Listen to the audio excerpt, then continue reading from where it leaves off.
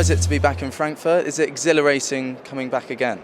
Always is. Yeah. I love it here. It's always a tremendously energizing and enjoyable week. Yeah. I love this fair and always come away having met new people, but also reconnected with just great friends and publishers and agents all around the world. So it's a wonderful atmosphere, I think. I'm sure. And Canongate has turned 40 this year. I mean, how can you explain its longevity? What's the secret to its success?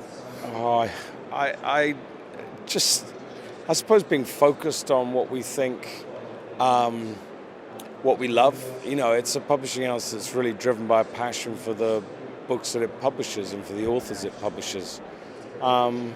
We've been fortunate, you know, there's no question. That's one of the reasons we're still around. You know, we've had some real breaks, whether it was Obama becoming president, whether it was Life of Pi winning the Booker, whether it was, I don't know, there's lots of things over the years that have gone our way, but there's this thing Branch Rickey said, where he said, who was the coach of the Brooklyn Dodgers, and he said, luck is the residue of design. And I think if you are trying to publish carefully and skillfully, you create opportunities which don't always go your way, but the more care you spend and time thinking about what it is you're publishing and how you're publishing it, and if you're quite focused in what you do, we only publish 40 books a year, originals, so it's a relatively small list. And we don't always get it right, and there are books we publish that have been disappointments for us. And when I look back on hindsight, I think we could have published those better or differently. But, you know, there's only so much to be gained from regret. You know, it's good to learn from mistakes, but it's also good to make mistakes, because that's how you keep on going to places you wouldn't otherwise go. And I think to be a safe publisher is, to me, like a kiss of death. I can't think of anything worse. So we're always trying to take risks, but we're always trying to take calculated risks, like all publishers are. You know, that's the game in a way, and that's the balance. Is how do you do things that are ambitious and exciting and you feel going to be beneficial to your books, and try and do them in new ways, but also do them in, you know, effective ways, and that sometimes can be traditional ways. So you've got to kind of, every book has to be thought of, and it's as a unique thing that needs to be kind of treated as a one-off, because it is a one-off, or it should be a one-off. If it's not, then it's probably not worth publishing. So that's kind of, whether that's why we're still around, I don't know. There's a whole bunch of factors. A lot of hard work, a lot of great people, a lot of wonderful authors. I wouldn't underestimate the importance of luck. We've had some real fortune over the years. I mean, one you certainly got right was Life of Pi. Yeah. And obviously after Ang Lee's film, sales for that have gone through the roof again. Yeah. I mean, you must be so proud of that book and what it's done for Canada. Yeah, it's been an amazing journey from first reading that book and then buying it, and then it's kind of the successes it's had in various ways around the world. And for us, you know, as much as anyone, has been a hugely rewarding experience, and it's one that's allowed us to do a lot of other publishing. Kind of, it's been an incredible enabler, that book, for the company as a whole. Yeah, it's but yeah, going back to that luck thing, we had no say in what Ang Lee created. You know, Ang Lee Ang Lee, when he was first approached to direct the film back in 2003, I think it was, turned it down. He was like, I can't make this film. And it's only, whatever it was, 8 years later that he thought, I now can make this film because of the developments in technology and stuff. But, you know, just because he made it he was attached to it, didn't necessarily mean it was going to become a very successful film. And, you know, so that kind of thing, that's out of our control, whether the film takes 700 million at the box office around the world and becomes a hugely popular film and wins 4 Oscars, you know. We were just along for the ride, but, you know, we were on from the beginning of that ride. It was a nice ride. And it's still going. That's the nice thing. I mean, other than Life of Pi, obviously, just looking ahead of sort of the authors you got in the future, I mean, you've got at one end of the spectrum sort of David Simon, the other sort of Cole Pilkington. Is it sort of deliberate at Canongate to have this diverse, eclectic sort of collection of books and authors that you both? Yeah, it is certainly quite eclectic, and you're right, there's quite a difference as non-fiction writers between David Simon and Carl Pilkington. But they both do what they do brilliantly. And we love Carl's humour and his kind of, I think, unusual, idiosyncratic way of seeing the world and articulating it.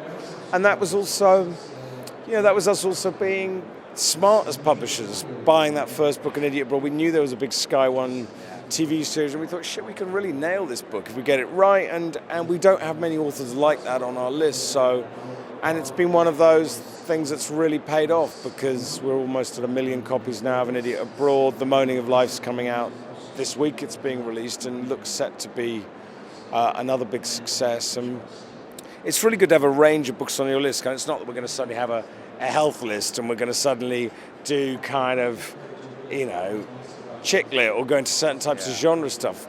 They have to feel like Canongate books to us, and that doesn't really. It feels to me blatantly obvious. Of course, that's a Canongate book, without always being able to articulate exactly why it is one. But I think there are lots of common threads that run through many of the writers and books we publish, and we like the list being diverse, because everyone has very varied interests, we don't really publish anything cynically. That's the thing. There's no cynicism at Canongate. We do stuff because we love it and we really care about it. I mean, as far as the industry is concerned at the moment, do you feel now that we have sort of more of an understanding of the ebook market that publishers can be a little bit more optimistic now and a little less cautious, perhaps? I think there are things to be optimistic about and things to there are really interesting opportunities to seize and explore. I think there are lots of worrying things going on in the industry at the moment as we see the challenges that the high street's continuing to have, and the long-term effects on that, on reading and the position of books in the kind of consciousness of the public and stuff. I think you can underestimate how big a loss it will be if even more of the bookshops go, and so digital and online, to me that's not like, that's a perfect kind of idea of the future, even though they're two extremely effective ways of selling books, and there are real positives that they have about them, but nothing's simply positive. But I think the settling down of the ebook market is definitely, reassuring for publishers and authors and agents. It's more of a known quantity now than it was 3 years ago, where people just had no idea where it was going to end up. We still don't on one level. We don't really know what reading habits are going to be like in 5 years or 10 years. Things are changing quickly. The way people are getting information now is radically different from the way they were 10 years ago. And so it will keep on changing. But I hope the kind of stabilizing of the ebook market and the continued kind of success of print is something that's kind of for the long haul. And we certainly love making physical books. The tactile experience of a book to me is an integral part of the reading experience. So we'll always be trying to make books that people, we hope, want to own and possess and kind of enjoy and give. Yeah, absolutely. And just one very quick last question, an exclusive from Jamie Byng. What is Frankfurt's most best kept secret? What is Frankfurt's best kept secret? It's a good question. Am I going to be able to give you that in a on the cuff? I don't know. I think, to me, it's the people. That's the thing that I just go back to again. That's why I really want to be here, is the people I see, because it's through them. They open up so many doors for me. They take me. They expand my understanding of the world. They expand my understanding of myself. But I find that wherever I am, it's people that really kind of. But Frankfurt does that. Frankfurt does that in an incredible hothouse, intense way, and there are a lot of brilliant people out here. There are a lot of very, very. There was actually one of the things which almost is a nice connects with this, which is up on the Perseus stand over there. Okay, yeah. Sherman Alexie, the great Native American Indian writer from the States. There's this thing he quoted. He said, "One's chances of survival increase with each book one reads," which I think is a fucking deep thing to say. But I also think one's chances of survival increase with each conversation you have with someone who's opening up the world to you, who's illuminating you about stuff. And books feed so into that because it's all about stories. That's the thing that makes we are storytelling animals. That's the thing. So Frankfurt ensures survival. That if that's the selling point. Then. Well, and keeping your sanity. It's like, to me, it's like, stories are what help us make sense of the nonsense. And it helps us kind of crack the world open and kind of see through what's not always immediately apparent.